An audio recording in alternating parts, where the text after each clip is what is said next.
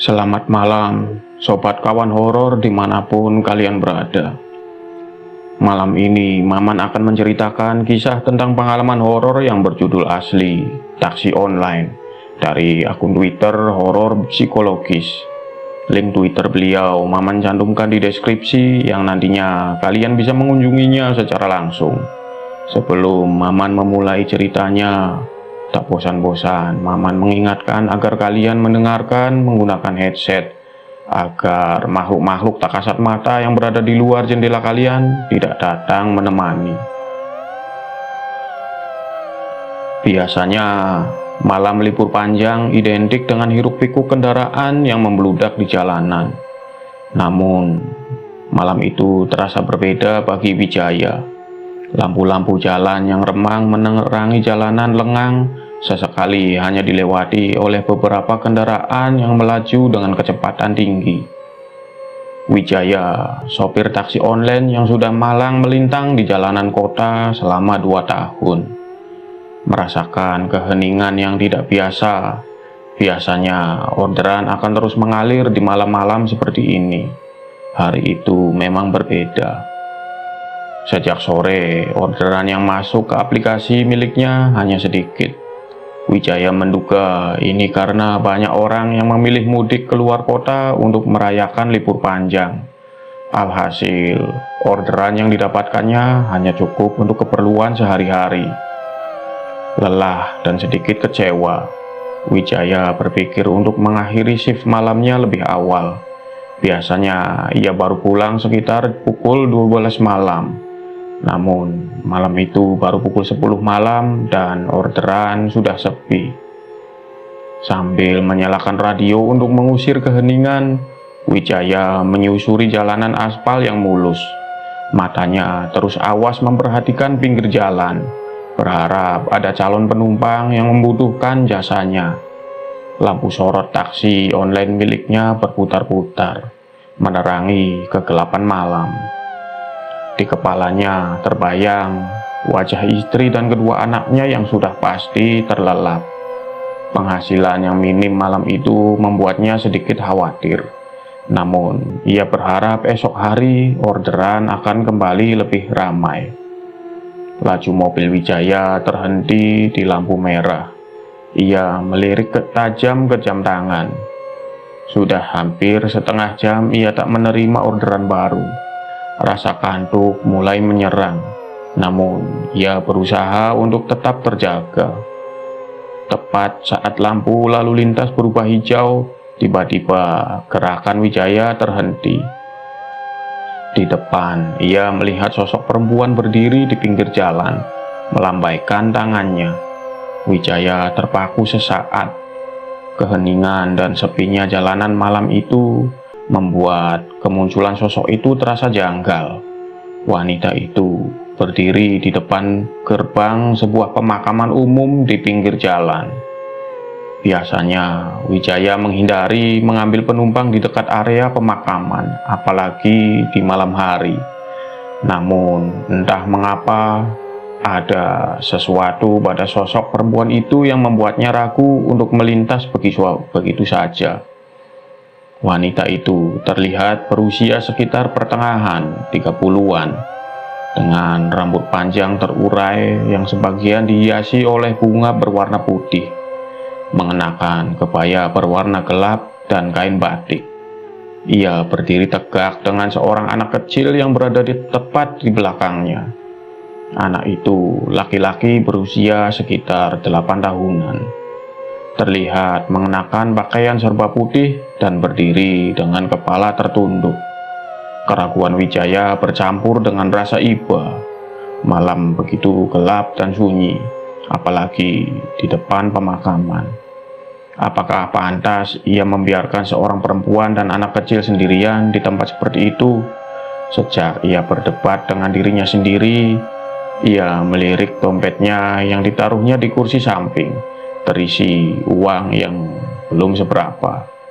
Penghasilan malam ini memang minim, dan mungkin ini kesempatan untuk mendapatkan tambahan, meskipun offline tidak lewat aplikasi. Menarik napas dalam-dalam, Wijaya memutuskan untuk menepikan mobilnya di pinggir jalan, tepat di dekat perempuan itu. Ia menurunkan kaca jendelanya perlahan. Udara dingin malam menusuk masuk ke dalam mobil. Dengan nada sopan, Wijaya bertanya, "Mau kemana, Bu?" Wanita itu mengangkat kepalanya, matanya yang sayu menatap ke arah Wijaya. Suaranya pelan dan lirih saat ia menjawab, "Mau pulang ke rumah, Pak." Ada aura kesedihan yang terpancar dari wajah mereka, terutama dari anak laki-laki yang masih tertunduk. Wijaya kembali dilanda keraguan, namun ia tak tega menolak permintaan mereka. "Silakan naik, Bu," kata Wijaya. "Nanti saya antar ke rumah." Wanita itu tersenyum tipis, senyum yang entah mengapa membuat Wijaya merinding. Ia mempersilahkan anaknya untuk masuk lebih dulu ke dalam mobil, kemudian menyusul masuk ke kursi penumpang di belakang. Pintu mobil tertutup, dan suasana hening kembali menyelimuti Wijaya. Wijaya kembali melajukan mobilnya, melirik sekilas ke kaca spion untuk memastikan kedua penumpangnya sudah duduk dengan nyaman. Melalui kaca spion itu, ia melihat anak laki-laki tersebut masih tertunduk. Tangan kecilnya menggenggam erat ujung pakaian ibunya. Sementara itu, sang ibu menatap keluar jendela. Wajahnya yang pucat terlihat semakin sayu di bawah tamaram lampu jalan. Kesunyian yang menyelimuti mobil terasa semakin mencekam. Biasanya, Wijaya akan berbasa-basi dengan penumpangnya untuk memecah keheningan. Namun, kali ini ia merasa ragu. Ada sesuatu yang berbeda dari aura kedua penumpang itu, sesuatu yang membuatnya tak bisa berkata-kata. Suasana dingin yang menusuk ke dalam mobil semakin menambah keanehan. Padahal AC mobil dalam keadaan mati, karena sedari tadi Wijaya sengaja membuka jendelanya. Ia mengusap tengkuknya yang tiba-tiba terasa dingin dan berkeringat. "Di mana rumahnya, Bu?" tanya Wijaya akhirnya, berusaha untuk memecah keheningan yang mencekam. Wanita itu menoleh pelan ke arahnya. Matanya yang sayu menatap Wijaya sejenak sebelum ia menjawab, belok kiri nanti. Masuk ke gang kecil. Rumahnya di ujung, Pak." Wijaya mengikuti petunjuk yang diberikan. Lampu jalan semakin jarang, dan jalanan yang dilalui pun semakin sempit. Ia melirik kembali ke arah kedua penumpangnya. Anak laki-laki itu masih tak bergeming. Kepalanya tertunduk semakin dalam. Sang ibu meskipun sesekali melirik ke depan, tatapan matanya seolah kosong, menerawang ke kejauhan. Suasana mencekam itu pun diiringi oleh suara-suara aneh yang mulai terdengar. Desisan angin yang seolah membisikkan sesuatu, gesekan ranting pohon di kejauhan, dan suara langkah kaki yang samar-samar seperti mengikuti laju mobil Wijaya. Bulu kuduknya meremang, dan Wijaya tak kuasa untuk tidak menginjak pedal gas lebih dalam. Ia ingin segera sampai ke tempat tujuan. Setelah melewati beberapa tikungan dan gang sempit, wanita itu kembali memberi instruksi. "Belok kanan di depan, Pak. Rumahnya ada di sebelah pohon beringin besar itu." Wijaya mengikuti petunjuk yang diberikan, meskipun hatinya semakin diliputi rasa was-was. Jalanan yang dilaluinya semakin gelap dan sunyi. Rumah-rumah yang terlihat hanya beberapa, dan itu pun tampak remang-remang seperti tak berpenghuni. Akhirnya, mobil Wijaya berhenti di depan sebuah rumah tua yang terlihat kumuh. Rumah tersebut beratap seng yang sudah berkarat. Dindingnya kusam dipenuhi lumut, dan halamannya dipenuhi rumput liar yang tumbuh tak terurus. Dan tepat di samping rumah itu, berdiri tegak pohon beringin tua yang rindang. Ranting-rantingnya menjuntai ke bawah seperti jemari yang sedang mencakar. Suasana mencekam semakin memuncak. "Ini rumahnya, Pak," ucap wanita itu pelan. Wijaya melongo melihat rumah yang ditunjuk wanita itu. Tidak seperti yang ia bayangkan. Rumah itu jauh dari kata layak huni. Bangunan tua bercat kusam dengan lumut yang merambati dinding itu tampak terbengkalai.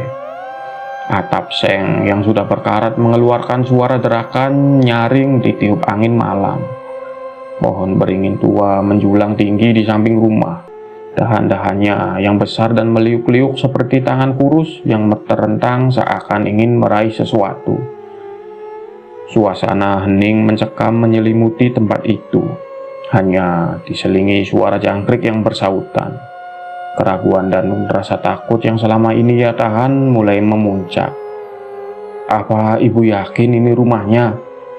tanya Wijaya dengan suara bergetar. Wanita itu hanya mengangguk pelan. Senyum tipis di wajahnya semakin terlihat mengerikan di bawah remangnya cahaya bulan. "Benar, Pak, ini rumah kami." Tanpa menunggu Wijaya menjawab, ia membuka pintu mobil dan menggandeng tangan anaknya yang masih tertunduk.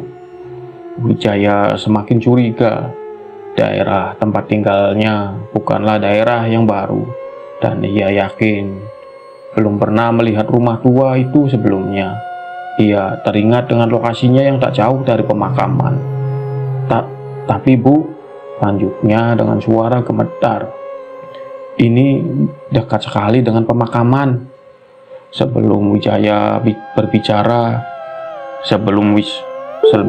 selesai Wijaya berbicara, wanita itu memotongnya. "Tak apa, Pak. Memang di sini rumah kami." Sang anak laki-laki akhirnya mengangkat kepalanya. Wajahnya pucat pasi, namun yang membuat Wijaya bergidik ngeri adalah matanya. Mata itu kosong, tak bercahaya, dan menatap ke depan dengan tatapan kosong. Semakin yakin bahwa ada yang tak beres, Wijaya berniat menolak mengantarkan mereka lebih jauh. Sebelum ia bisa mengucapkan kata-kata penolakan, wanita itu mengeluarkan selembar uang 100.000 rupiah dari balik bajunya. "Ini untuk ongkosnya, Pak. Terima kasih banyak sudah mau mengantar kami." Wijaya semakin bingung. Uang yang ia sodorkan itu terlihat lusuh dan kusam. Warnanya pudar seperti sudah tersimpan lama. Ia tampak melirik dompetnya lagi, namun firasatnya mengatakan untuk menolak uang tersebut. "Tidak usah, Bu," tolaknya dengan suara gemetar. "Saya ikhlas saja mengantar kalian." Wanita itu tampak terkejut. Ia menatap Wijaya dengan tatapan aneh. Senyumnya menghilang dan digantikan oleh raut kesedihan yang mendalam. "Terima kasih, Pak," ucapnya lirih. "Anda orang baik." Tanpa menunggu jawaban Wijaya lagi, wanita itu menarik tangan anaknya dan berjalan menuju gerbang pemakaman yang terletak persis di seberang jalan dari rumah tua tersebut. Wijaya ternganga melihat mereka berdua melangkah masuk ke dalam pemakaman. Bulu kuduknya meremang, rasa dingin menjalar di sekujur tubuhnya. Ia perhatikan mereka berjalan semakin jauh ke dalam pemakaman yang gelap. Lampu jalan tidak sampai ke area pemakaman, sehingga di dalam sana hanya terlihat hamparan batu nisan yang samar-samar. Wijaya ingin berteriak. Ia mencegah mereka, namun lidahnya keluh dan suaranya tercekat di tenggorokan. Tak lama kemudian, kedua sosok itu menghilang di telan kegelapan pemakaman. Wijaya terpaku. Mata menatap ke arah pemakaman itu dengan perasaan takut dan bingung bercampur aduk. Detik-detik berlalu bagaikan jemuran yang tumbuh di kegelapan. Detik-detik berlalu bagaikan jamuran yang tumbuh di kegelapan. Wijaya masih terpaku menatap ke arah pemakaman yang telah menelan sosok perempuan dan anak laki-laki itu. Napasnya tersengal. Dadanya berdebar kencang. Suasana semakin mencekam. Udara dingin malam menusuk hingga ke tulang sumsumnya. Pikiran Wijaya dipenuhi pertanyaan. Siapakah mereka sebenarnya? Mengapa mereka tinggal di rumah tua terbengkalai itu? Dan mengapa mereka menghilang di dalam pemakaman? Rasa ingin tahu bercampur dengan ketakutan yang mencekam.